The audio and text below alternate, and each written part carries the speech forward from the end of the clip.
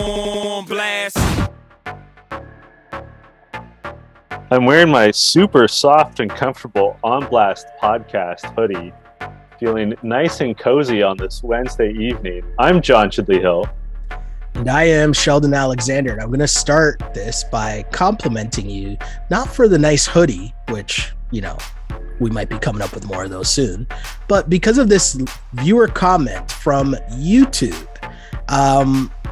The person's name it's like just a bunch of letters, but the comment says, "Oh my stars, long-time listener, but first-time viewer. Didn't know y'all were on the old YT. Also didn't know what a stone cold zaddy JCH is. Woof. Keep up the good work." Oh my God, I have to check YouTube more often. I thought you might like that one. So good. Good. You know what my all-time favorite comment on one of our videos is?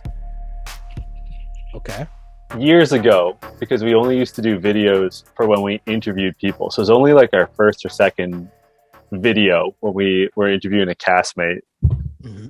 Someone said, "Whoa, one of you guys looks so much like Justin Verlander." They said that on Reddit, and I replied, "Which one, me or Sheldon?" I bet you were I could see you being so proud of yourself, like as you hit send on that, like like laughing to yourself hysterically. Like I am right now. Exactly. Still laughing at the same joke however many years later. I can definitely see you doing it. But Sheldon, hey, that's what we do here. That's what we do here. If you can't make yourself laugh, then what are you doing? True. Then what's the point? But the one thing I will say is clearly huge shouts to the people that are listening or watching, because we're just trying to give you a bunch of different options, different ways to consume the goodness that is a You Killed It podcast. Well, whoever had those kind things to say about me, I really appreciate it. Thank you. I feel a little old being called a zaddy, but I'll take it. How am I supposed to respond to that? We should do a poll question or something. People, send us in your comments, or now we'll just send more people to go looking for the video so they can comment on your level of zaddiness. Oh my word. So good. That's so good. So we're in the house after the big Josh and Fessy blow up. And I'm going to say, I was so excited to see like what the house was like immediately afterward. And then it was relatively chill. So one thing off the top, as you mentioned that, I started watching the after show, like after watching tonight's episode, and they talked to Amber, who, yeah, if you watch the after show, you know what just made me pause. But anyways, they asked Amber about what happened, and Amber said that the reason why she was so thrown off, and I think this adds more credence to Josh being mad, she says a week before that happened, they had a sit down, her, Josh, and Fessy, and they basically laid everything all out, and she's like, yeah, everything's fine. Like she came away from that conversation thinking everything was fine. So when Fessy flipped, it was just like, wait, what happened? And if you think about it, what could have happened in between that? Nothing. So it's just Fessy being Fessy. But you're right. There wasn't any big drama or post breakdown following that at all, which I found weird. I found it, yeah, it was pretty chill. Like there was discussion about it, but not between the major parties. Like we did not see Josh and Fessy at any point have a conversation about it. And no. we did see a few conversations, and it was pretty chill. Anissa made a fair point in confessional where she goes, "Yeah, Amber, this sucks, but like that's just how it goes sometimes. Like, you know, that's life in the NFL." Yeah, and I mean, it was funny. The best part about that was just as Josh is outside talking to Amber, Fessy's inside talking to some of the girls, and he's like, yeah, I feel like I want to talk to him, but I'm not going to apologize because I don't feel like I owe him an apology, but where is he anyways? And the way that Tori leaned over and she's just like, he's outside in the rain hugging Amber as if this is the Notebook or something. I thought that was really funny. And shouts to the editors because the way that they put that together, it was really funny. It was, and it was a great metaphor. I also have to say that Fessy, not quite Fessy, Nani made a great point on Fessy's behalf. Okay. Where she said, the problem with Josh is that he expects you to make the best game moves for him. Yeah. And that's a fair criticism of Josh. It is, but here's my thing with this whole scenario. And I mean, we could just talk about it now because we're on the subject. It's not that big of a deal later on, but even when he talks to Casey, right? And they have their little, okay, well, we're done. Like this alliance is over, friendship, like don't talk to me in the house anymore, like all that, right? The only thing that I really agree with Josh on that I can understand with, and if I'm picking a side, I'm probably on Josh's side in all this, is my deal in its most basic form, right? Mm-hmm. If me and you are in an alliance and you're like, hey, I really like my partner is really good, and I don't like your partner for whatever reason, or I think your partner is coming to get me. One, do we really think Amber is going to be the ringleader to try to get Fessy out? No. And two, Amber is a really good competitor, and someone who is your friend is partners with her, which would also mean that she would have to be just as, if not more backstabbing than Fessy himself is, right? To have her then turn and then backstab him, right? Because she'd have to be doing the same thing Fessy just did to Josh. Amber would have to do that to Josh. And would we even see that happening? I don't think so. So that's the part I don't get. That's the part that I find weird. But again, who knows? The one part is Josh is super emotional and does play with his emotions. And to sort of counterpoint the point I just made about what Nani was saying, in Josh's defense, it was a very early big game move that was unnecessary. Like you can wait 2 or 3 weeks. Yeah. Right. Yeah, for sure. And I think if CT's not the one that has the power, who's like kind of calm and rational at this point of the game and this point of him being on it, this week could have went way differently depending on who won. Yeah, absolutely. Right? Their whole alliance could have blown up right away. But anyways, I mean, alliances were blowing up in terms of the Big Brother alliance, but the showmances. Whoa. Yeah. So we've got Logan and Big T play fighting, practicing wrestling on the grass. Those straight middle school vibes. Just classic moves. The whole, first of all, the whole thing that Big T is wearing like a large shawl, like she's not there to actually learn how to grapple. She's not there to pick up some tips the next time like shit gets real in an alleyway. Yeah. She's there for some fun, some good times with her friend Logan, who also, like, there was one point where he so clearly wanted to kiss her, but the camera was right there. Like, the sexual tension is thick, and good on both of them. They're an attractive couple of people. Anissa points out that this has to be the most like romantic challenge house ever. And where's the love for Anissa? Where's her person? Which is true. I think Anissa looks great this season, and I'm sorry she's not finding that special someone, that cuddle buddy. I do find it weird though. We're not really seeing so much of the showmances, or maybe it's because it's more showmancy than it is like just hooking up. Yeah. Perhaps. Do you know what I mean? Like there's more serenading, let's say, as opposed to drunken hookups that we might see normally in older years of the challenge, right? Like, and maybe that's it. I don't know. But there's more courtship. Ooh, I like that.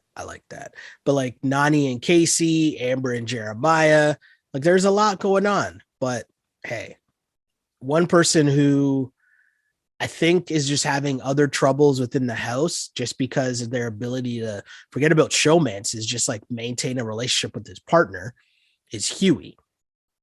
And Oh, he Huey. he says he says that he needs to switch up his tactics, right? Because he didn't listen to Ashley when she was his partner, and then now he's with Nani and he's going to listen to Nani. That's what he says. And I immediately wrote down, we don't believe you need more people. No. And yeah, he would go on to prove that later on. But And we'll obviously, circle back to that. we definitely will because there's a lot going on with him. And the next dude we're about to talk about, your man's Gabo.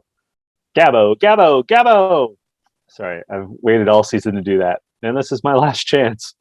Gabo and Emmy are trying to get to know each other as partners, Mhm. competitive partners, I should say, not romantic or sexual partners. And Gabo says that he's not feeling Emmy's energy. And I gotta say, hard same, bro. Like, Emmy's looking like the most negative backup dancer from a Love Inc. or Brand Van 3000 video. Just so out of sorts and not at all happy to be in an all rookie team.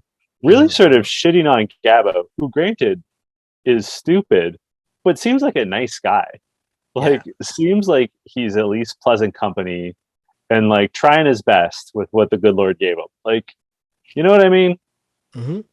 Their Emmy's energy is just terrible, right? Like it so doesn't bad. seem like she would be happy with whoever her partner is. She's always going to be rattled about whatever situation's going on.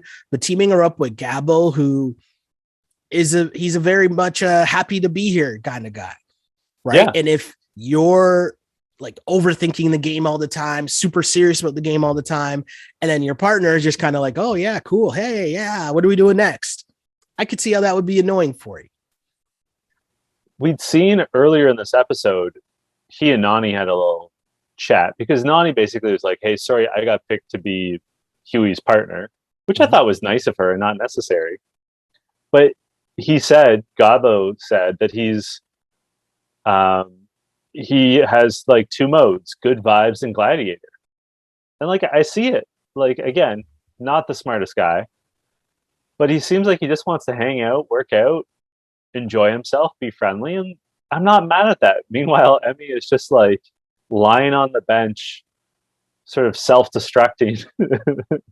And like, I will say, I was neutral on Gabo before this episode.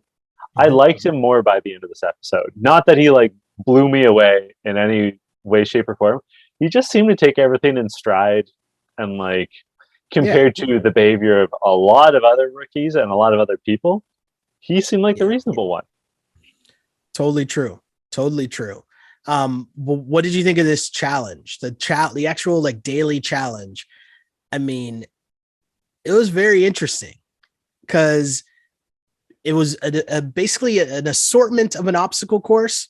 You had to crawl under some spots. You had to climb over a wall. You had to pull a tire with pull a tire with the rope. Puzzle pieces are involved. And basically, you and your partner, you start in the middle. You keep having to go through different stages of this obstacle course, retrieve pieces to a puzzle, bring them back to the middle. But at the end, you have a math equation that you have to solve, give the answer to your partner, that your partner is then able to unlock the code to get the last puzzle piece. Then you come back in the middle, solve the puzzle, see who's going to win. And I thought this looked really hard. What did you think on first glance? First glance, I immediately, first glance, I was like, oh, this is about speed. And Emmanuel and Nelson and Berna distinguish themselves. But the veterans are the veterans for a reason. And CT and Anissa are like, no. This is all about doing math and getting the puzzle right. Because nothing else matters. Like that's where people are going to catch up. That's where people are going to break away. And they were right. And one thing that like struck me was as people are gathering their puzzle pieces, they were really cavalier with them. Like they were throwing them well ahead. And I thought, because they even highlighted someone, I think it was Ashley, saying like, just throw your puzzle piece ahead. I was like, someone's going to mix up the wrong puzzle piece. Like someone's going to take someone else's puzzle piece. Yeah. That didn't happen, but That it we was know of. that we know of. Fair. But it was interesting to see how important it was to just be good at math. Yeah. And it was funny. There's so many comments about how bad people were at math, but on that after show, it was funny because Amber was saying for her, because they're saying everyone was pretty bad at math, right? And Corey was trying to say that he was pretty good at it, but they were all just kind of mocking him. But Amber said if it wasn't for Amanda, who was beside her, Amanda really helped her, right? Like there's no chance she was going to be able to get through that. So when you really look at it, and from what we were able to gather, Priscilla was good at math. Yep. CT, who he broke it down to its most basic form, that this is just like some grade 8 equation that anybody should be able to do. But so CT, Priscilla, Devin. Do we know who else was good at the math that we were able to tell anyways? Because there's a whole lot of people we were able to tell that weren't good at it. Yeah, those were the ones that really excelled. And we should say Emmanuel and Berna did really well at the physical aspects. Like they were well ahead. Yeah. And Emmanuel seemed to be not terrible at the math. I have to point something out though. That Emmanuel he was actually dusting everyone. I find like that. I was surprised by that. Yeah. Like Nelson and Fassi are both super fast people. They had nothing on Emmanuel. But I have to point something out. When we were first introduced to your man, Ed, he told us that he's smarter than he looks, that he's an engineer. Mm-hmm. I didn't see Ed crushing this. I didn't see Ed just dominating grade 8 math, which I'm pretty sure engineers can do. Yeah, I mean, and that's one of the things where there's still so many people involved that you're just going to miss a whole bunch of people. Like until Amanda even popped up at the very end, I was like, oh yeah, Amanda. Need more Amanda in this episode. Like what was going on? But there's still so many people around that I'm sure Ed did all right.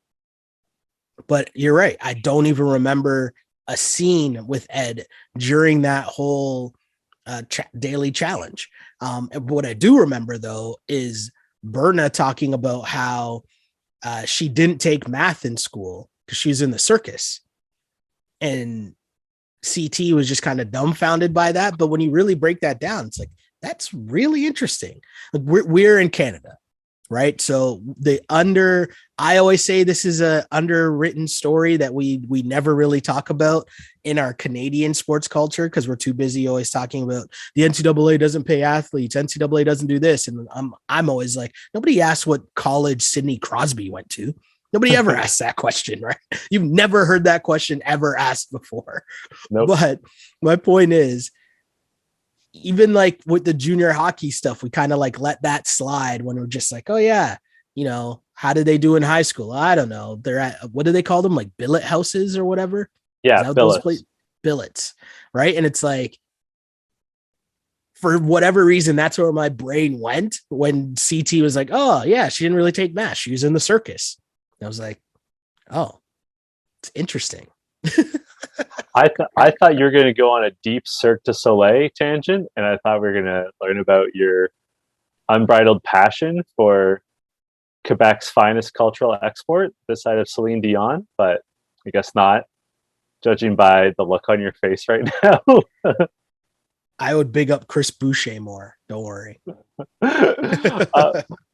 And I actually, again, like I referenced it already, but I think CT makes a good point. So he's like, I don't care if you're the fastest. I don't care if you're the strongest. Be good at puzzles and math. And he's right. Mm-hmm. I'm going to say this right now. You and I are not big on predictions. I think CT might go back to back. It's too early. And I think the dudes know that they got to get CT out. And as long as it's almost better that Nelson is being distracted right now, Mm-hmm. because he's just keeping quiet. But Mm-hmm. there's going to be a point where Fessy, Corey, Josh, Devin, they all realize like we got to get rid of CT. None of us are beating him. So I have two responses to that. First of all, part of my thinking is that I think the other guys are going to turn on each other first. Mm-hmm. Right? Like, let's say Berna gets eliminated for whatever reason. Mm-hmm. Is Nelson going to hold it together? Nah. Right. And we've seen in the previews that he, I believe, is going to continue to play Ashley and Berna off of each other. We've also seen that Josh and Fessy have a big blow up coming where they scream at each other in the kitchen. Yeah. So those are three competitors that are going to have targets on their backs. And furthermore, who's going to take CT out? So, like, you're saying that they're going to vote him in. CT is in the best shape he's been in like 8 years. Yeah. Like since Rivals 2, maybe. Yeah. And he seems super focused. He seems super calm and collected. I'm not even sure that he's drinking. Like, he seems just zeroed in. He has allies that'll get him so far in Devin and Kyle, who are playing the game quite well politically. Mm-hmm.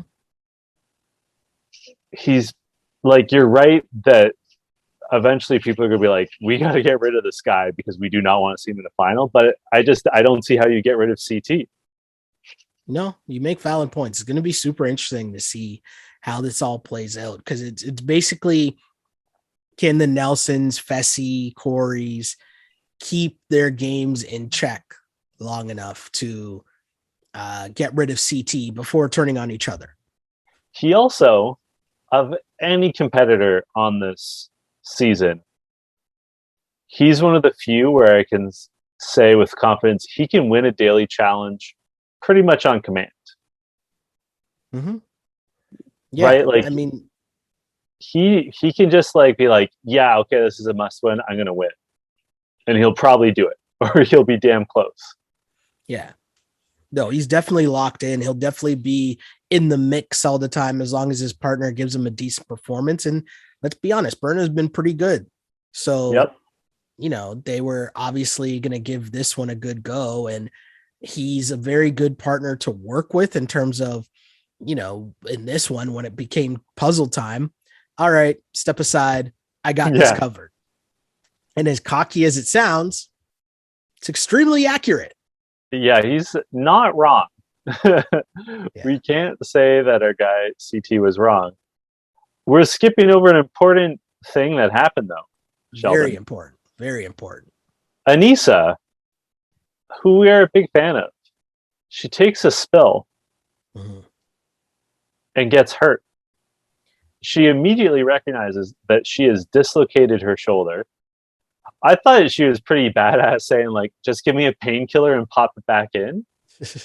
But then I think that was the shock talking, because by the time the paramedics had her loaded into an ambulance, she's not doing so well. She was in obvious severe pain. Yeah. It was a tough blow. But I will say, when she first fell, I thought like she might have broke her leg or something. That's how awkward it looked when she fell. But dislocated shoulder, that's not good at all. And immediately, you know, at that moment, chances are she's done, right? Like, you know, she's not coming back at that point, because that's a super serious injury. And, you know, it sucks, but it's just another tough go for Anissa, as we've seen time and time again. Have you ever dislocated your shoulder or any? No, joint? my elbow. Football. Football. I dislocated my elbow.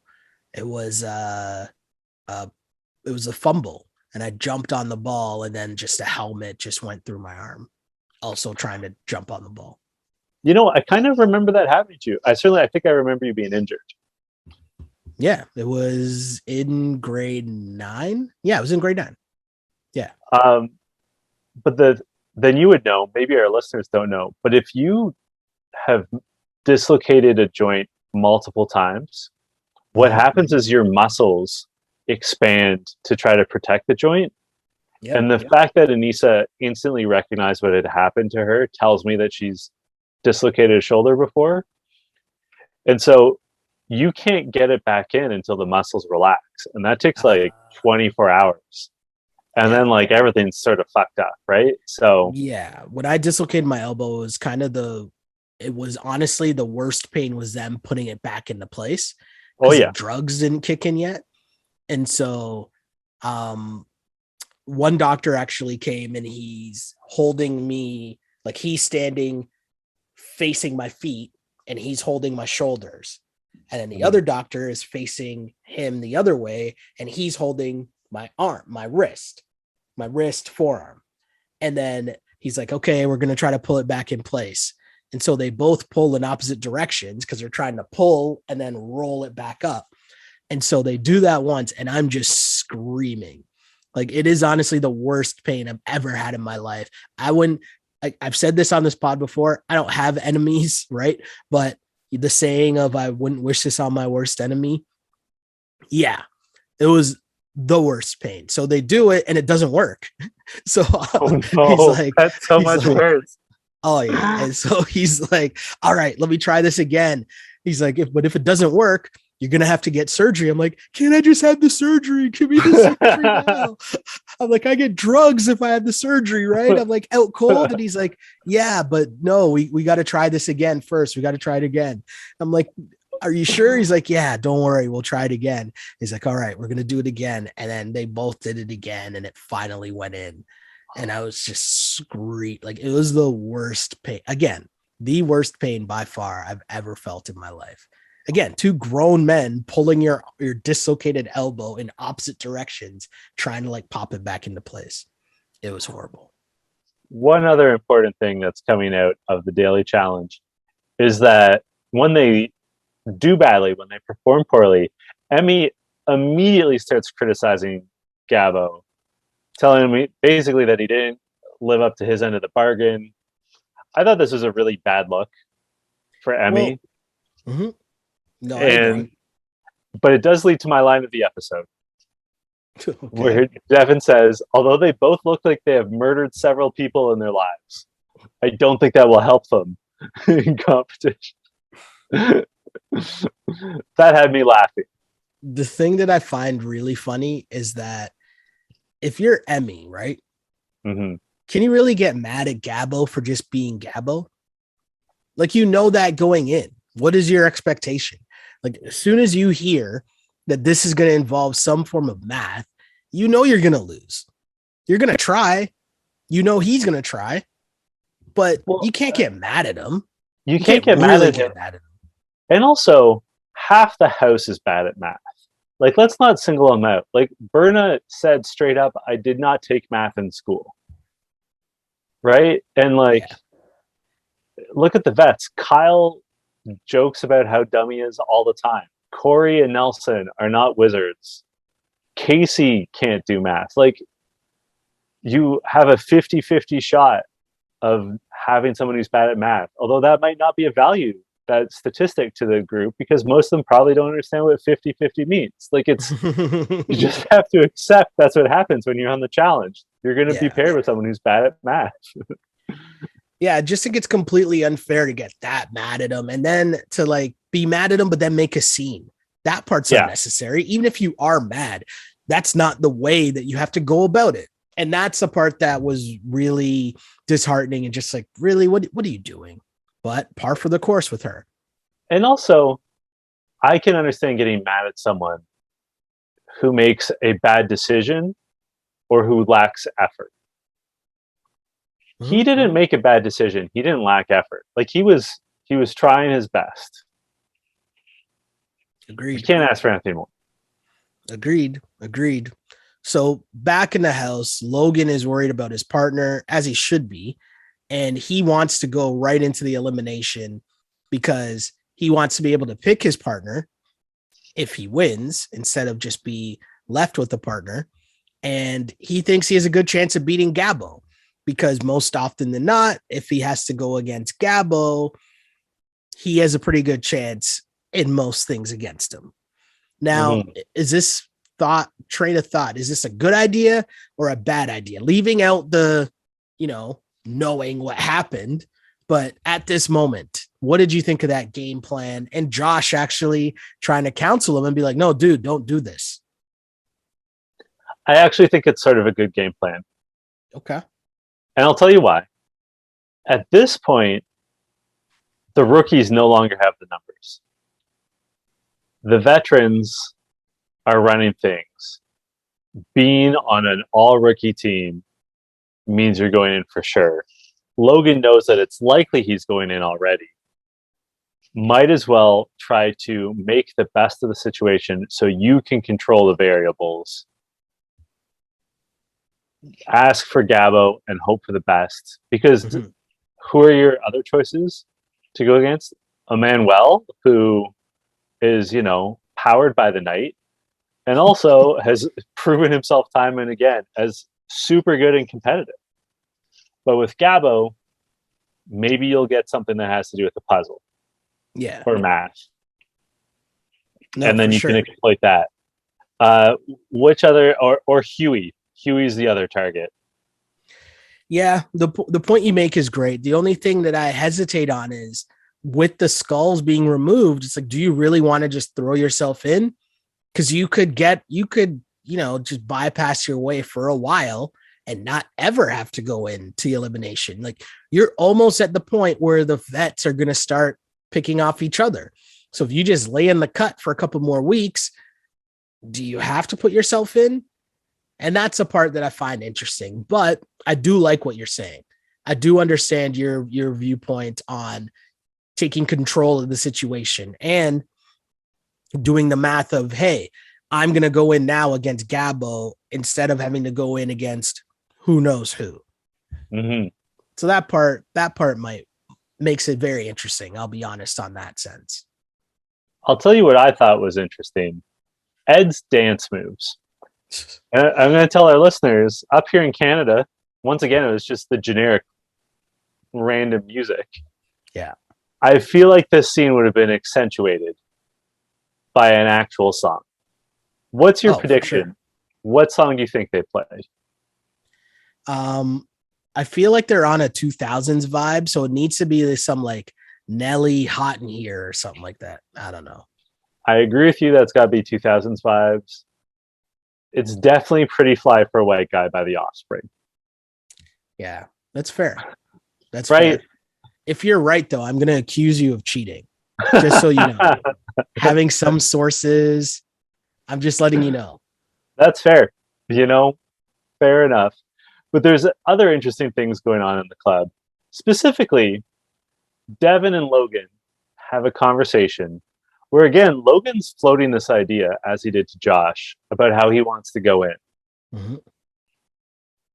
As much as I just finished praising Logan for this strategy, he shouldn't be putting it on Front Street as he is. Right? Like, you're playing to one person, and then that's it. I was also interested that although Devin and Josh are allies, they gave Logan polar opposite advice. They did. And Devin, not only did Devin do that, but then he ran right away to go tell Kyle and CT, like, hey, you'll never guess, Logan really wants to go in. And I thought that was hilarious because it was just so, obviously it's edited, but it just seemed so funny because it was like right after, hey guys, guess what? And the vets have manipulated the game. They have rookies volunteering to go in, as I just said, and there's no skulls involved. You don't have to go in. Kyle even says in that conversation, he's like, do they know that there's no longer any skulls? Like, you don't have to do this. Is that a possibility that they just watched like last season or maybe the season before?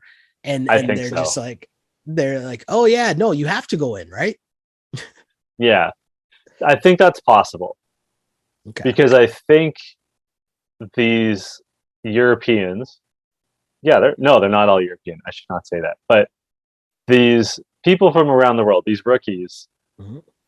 It would make sense that you're like, oh, I'm going on the show. I'm going to watch tape. I can't. There's 37 seasons of this. I can't watch it all. I'll watch the 2 most recent seasons. Like, Yeah. that's pretty logical.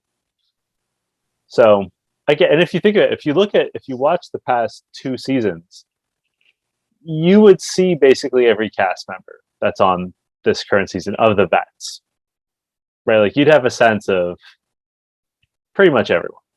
Yeah. So I get it. No, I think you're right. CT is also thrilled because this keeps his hands clean. No one's going to get mad at him. No one's going to say like, "Oh, CT put me in." Yeah, If there's these rookie guys trying to go in, just so dumb. We already talked about Josh and Casey arguing over breakfast. yeah. How much time do we want to spend on Big T telling Priscilla she thinks she actually has feelings for Logan?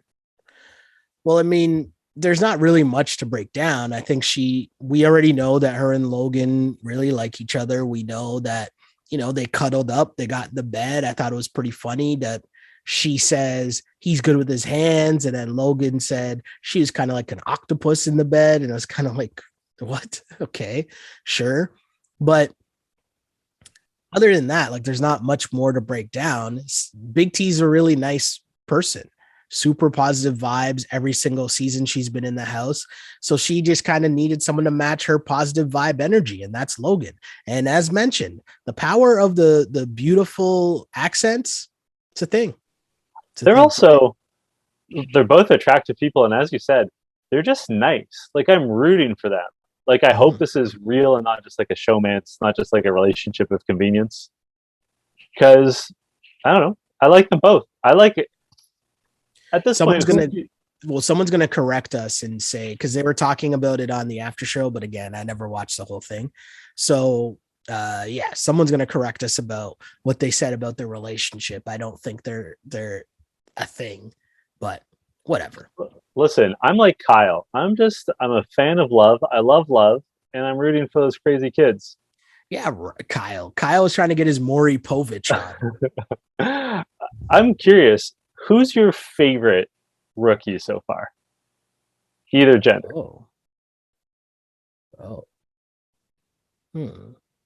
It was Michelle. Yeah.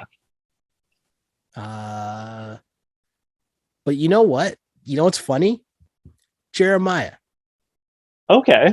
Don't you forget that he's even on the show? 100%. He has not mastered the straight to camera yet, and as a result, we're not seeing him at all. My guy is just the only time we saw him in this episode was he was cuddled up in bed with Amber. Yeah. You know what? Can't knock him for that. No, not. I'm jealous. If I'm honest. Speaking of good-looking couples, I would say I liked Michelle, although she did a little too much too early. Although I guess she felt the heat. Like, she was definitely the smartest. I really liked Corey L as well. Yeah. He's quite good on Twitter. I don't know if you follow him, but he's a good follow. I feel like I should add, though, part of the reason why I picked Michelle was I stumbled upon it was very early on, one of the very early episodes, but after the episode aired, Ashley and Amanda both tweeted that they were going to be on a live with Michelle. Mm-hmm. And so I watched a bunch of that. I watched that for maybe like 10 to 15 minutes or something like that, which is pretty long for me to watch a live stream, but it was actually funny. Like, they were funny personalities, obviously, but she seemed like a cool hang, the same way that we'd hang with like Ashley and Amanda, that kind of vibe, So it was more so that than anything that we would have seen on the actual episodes. Speaking of these beautiful idiot rookies, let's talk about deliberations, aka where the rookies always shoot themselves in the foot. This should have been the most straightforward thing ever. It should have. CT set it up. He made it as easy as it gets. He's like, hey guys, there'll be no surprises. 2 people. We know it's going to be almost certainly a men's only competition. Mm-hmm. 2 men have already said they want to go in. It's Gabo and it's Logan. Whoever you guys vote in, we're going to pick the other 2. Like, we're going to pick the other one. So If you guys want to say something, let's hear it. Like, it should have been so simple. Super simple. And I even understand why Logan was kind of hesitant, because he's like, well, I want to go the other way, because how do I trust that you're going to put in Gabo? Like, I even understand Logan having that question, because you got to ask, but CT tells him pretty plain and simple. And then it just goes off on like weird tangents during this. Like Fessy jumps in trying to say, hey, we're making this way too complicated. Everyone's been playing a pretty clean game so far, which is pretty funny, because it's like, Fessy, you are the only one who hasn't been playing a pretty clean game so far. But it was good on Amber for checking him, which I just thought was hilarious that he would even say that. But it goes right when I think Fessy took it to one level, Huey comes in and just takes it to a whole other level. And I have no idea what Huey was talking about, what he was mad about, what was going on here at all. I was just confused. I was so confused, and I'm not going to lie, somewhere in this deliberation, I lost the plot. Like, so they ask Gabo why he wants to go in. He says he wants to go in because he's in a rookie partnership. He acknowledges that all rookie teams always get put in. So he wants to win and pick a veteran partner. Someone asks, who would you pick? He says, I'd want to go back with my old partner, Nani, which, in total fairness to Gabo, was the most non-controversial choice he could have made. Yep. Right? Like, that is the choice that people should be least mad at. Huey has to say something about it because he's Nani's current partner. And then he just spins out of control. And like I said, like, I'd been neutral on Gabo before this episode, but of all the rookies, I thought he probably handled himself the best in this scene, because he was just like, everything he said made sense to me. So there were a couple episodes ago where I said that I thought Huey was faking being afraid jumping into the water. No, right? I don't think so, Sheldon. What do you mean? I mean, I think that this is who he is. I think he's flies off the handle all the time. I think it's just extra for the camera. Like, he's just trying to like do the TV thing, and I'm going to make sure that I have a starring role in every single episode. So I'm going to have an outburst that I know they're going to put in every episode, because that made no sense here. Why stand up on the chair? Oh, he's trying to come at me. Why doesn't he say anything about me? And it's like, he's not saying anything about you. Like, why are you so mad? And then and even if you break it down to what I think Huey was trying to say, he took Nani from Gabo. So how then could you even be mad that Gabo was like, oh, well, I would just take my partner back? Seems pretty straightforward. But like, Huey is so annoying. I said this 2 episodes ago, or however long ago it was. Every single episode, he just has a freak out. And I'm starting to think, I'm being convinced now that he just does it on purpose. I think, like, I have it in my notes that I'm worried about his blood pressure. Like, this is no way to live. True. to be getting this upset, like every day, every other day? Yeah. And like, he gets super red in the face. Like, he doesn't, like, I'm not trying to put him down like he's in bad shape or something, but like, this is not a way to conduct your business. Like, you can't be losing your cool like this constantly. Like, that just, it's not sustainable.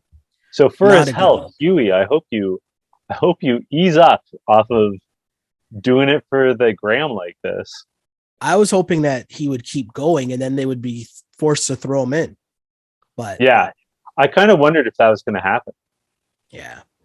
Who knows? His time will come. It's got to be super soon, right? But while we wait for his time to come, it was time for Gabo versus Logan. And this elimination was very interesting. You had to climb up. You had to climb up a rope. And once you get, how did they say how high it was? It looked No, but pretty it looks high. pretty high. So once you get super high in the air, pulling yourself up the rope, you get to a platform where you can see a puzzle, a series of pieces all in order. Then you bring yourself back down and you try to put your pieces into that order. This looked really hard because first pulling yourself up and then obviously doing the memory thing. But you got to try to time out. Well, how many times am I actually going to come up here? Mm-hmm. Because it's hard. And I think what stood out to me was Logan, obviously. First off, Logan was just way faster at flipping over his pieces than Gabo was. Gabo seemed to have trouble with that for some reason, and I didn't understand why. I have no idea. But even with that said, you look at it and Logan gets up there first. Logan starts putting his puzzle together first.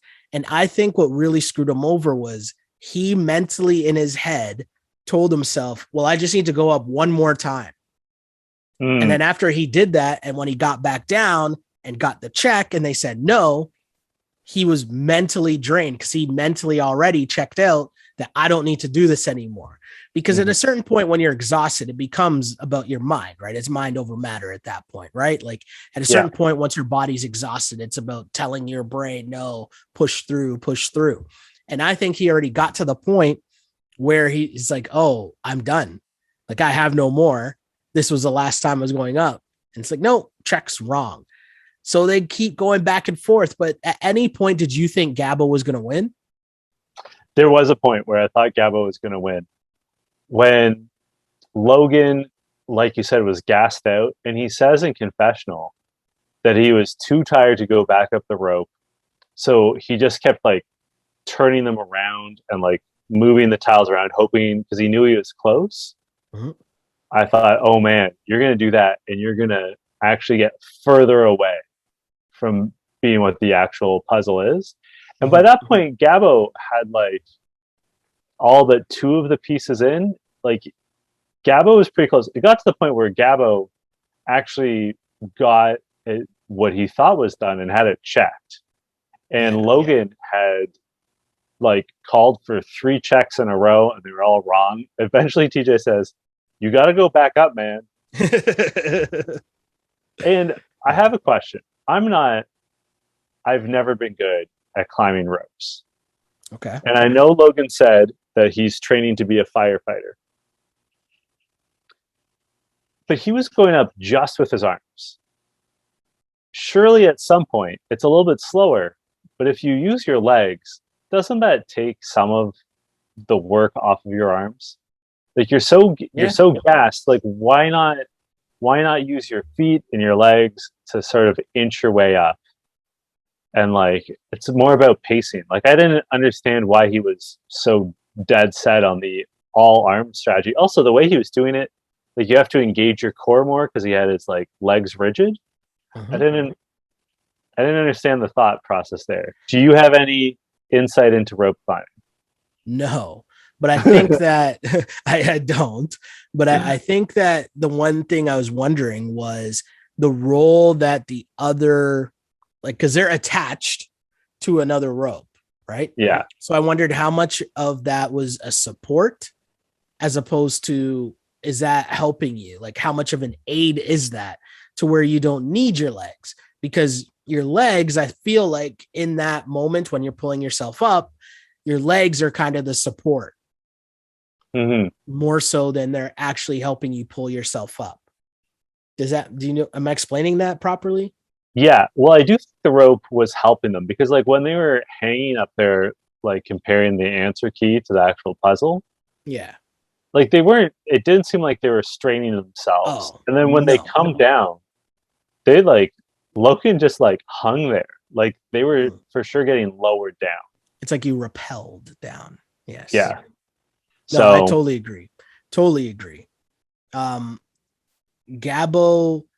I didn't think he had a chance, but what did he try to do? He tried to explain his IQ and EQ or something. Like, yeah, he's a very interesting character, man. I like that he said that he couldn't do it because his memory is so full of songs. which makes me wonder which songs, why he has them so memorized. He's And on a like, Diplo wave for sure. big Diplo guy. Definitely. And it was such an odd comment. And like, it's a different part of the brain. And oh, Gabo, like I said, he really grew on me this episode. Yeah, he was really funny. He was really funny. And I thought he had a chance at the very end there. I don't know what his strategy was really in terms of him checking himself, then coming down and needing a check. That kind of seemed messed up. But the way that they cut it together made it seem like he's very close to winning. So, I mean, good job, good effort, Gabo. I think like last week we said that, well, I said that I didn't think Coriel and Michelle were that close to winning. Like I thought last week's was a blowout, but they added some drama when Huey dropped the key. This one seemed legitimately close. Like it seemed like Gabo was one or two moves away. Yeah. But Logan prevailed. He picks Nani as his partner. What did you think of that choice? I just find the whole thing funny. I was kind of bewildered as Nani was in the deliberation when she kind of says, wait, what's happening right now? Are they both fighting over me? How did we end up here? And I kind of think of it in the same way. Like, because, okay, do you pick Tori? Although Tori's a bit messy. Do you pick Ashley? Ashley's a bit messy. So, I mean, in a way, okay, maybe it is. Maybe that is the right pick. There's a lot of different people you could take, but in terms of the vets, you know what the right pick is? Amanda. Not because she's good, because she can be pretty messy. She's got a fiery temper on her. But correct me if I'm wrong. Oh, sorry, there's two veteran teams. There's Devin and Amber B, and you don't want to be hitch your wagon to Amber B right now because she's in the thick of some beef. Yeah. And there's Kyle and Amanda. You want to partner with Amanda because it potentially exposes Kyle. Right? Like that's how you have to be thinking. That's fair. As a rookie, you need to try to the vets have been targeting rookie teams. When you are winning and you get to pick who your partner is, you got to be trying to target veteran teams to break them up. No, that's fair. Like that's got to be the game. Totally fair. I will also say one thing that might be an advantage is I expect Nani speaks some Spanish, and Logan's English is very good, but it might be helpful when they're in the heat of the moment if they can switch to Spanish, right? Like I do think sometimes communication can be an issue. Yeah. And it helps. And like Anissa had even said that earlier. She's like in previous episodes, she's like, I speak some Spanish. It helps. I imagine Nani does as well. Correct me if I'm wrong. I don't think you said what your line of the episode was. I'm actually giving my line of the episode to TJ. Oh. Because that last TJ had a couple in this episode, actually, because he had one earlier with Devin before they did the challenge.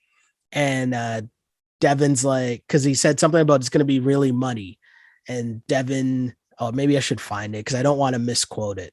Because I'm going to misquote it and I don't want to do that. I want to get it correct because we are about accuracy on this podcast. No, we're not. But anyways, Devin says, I was born in the mud.